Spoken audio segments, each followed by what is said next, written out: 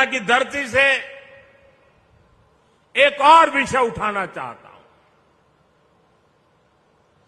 भारत में सबसे बड़ा दलित विरोधी, ओबीसी विरोधी, आदिवासी विरोधी अगर कोई है तो वो कांग्रेस का परिवार है।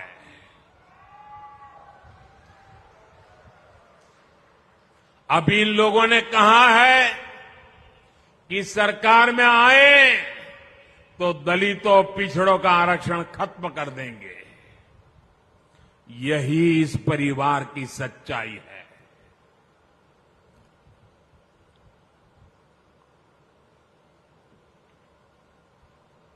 कांग्रेस का परिवार हमेशा से ही बाबा साहब आंबेडकर जी को नफरत करता था, आरक्षण का घोर विरोध करता रहा है।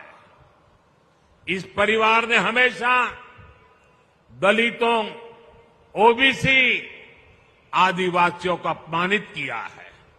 आप याद रखिए, नेहरू जी जब पीएम थे तो उन्होंने आरक्षण का विरोध किया था, राज्यों के मुख्यमंत्रियों को चिट्ठी लिखी थी, सबूत मौजूद है। और इतना ही नहीं, नेहरू जी ने यह भी कहा था कि आरक्षण वाले नौकरी पा जाएंगे तो सरकारी सेवा की क्वालिटी खराब हो जाएगी। ये नेहरू जी के शब्द हैं।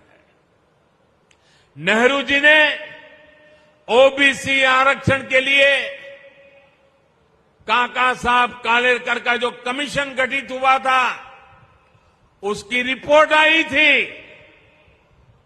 ओबीसी समाज का भाग्य बदलने वाली रिपोर्ट थी, लेकिन पंडित नेहरू ने उसको भी ठंडे बस्ते में डाल दिया। नेहरू जी के बाद जब इंदिरा जी आई तो उन्होंने भी ओबीसी आरक्षण पर रोक लगाकर रखी। जब देश ने उनको सजा दी, जनता पार्टी की सरकार बनी मोरारजी भाई के नेतृत्व में, तब मंडल आयोग बना। लेकिन फिर कांग्रेस आ गई और मंडल कमीशन की रिपोर्ट ठंडे बस्ते में डाल दी गई। इसके बाद राजीव जी ने भी अपनी सरकार में ओबीसी को आरक्षण नहीं मिलने दिया। जब केंद्र में भाजपा के समर्थन से अटल जी की सरकार बनी, तब मंडल आयोग की रिपोर्ट लागू हुई। वीपी सिंह की सरकार बनी, अटल जी के जनसंघ ने, भाजपा ने समर्थन किया था उस समय, और तब जाकर के ओबीसी समाज को आरक्षण मिला जब भाजपा का समर्थन था।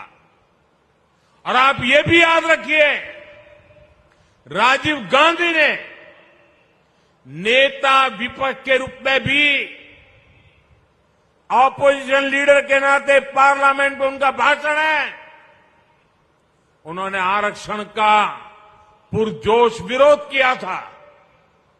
उन्होंने एक इंटरव्यू में,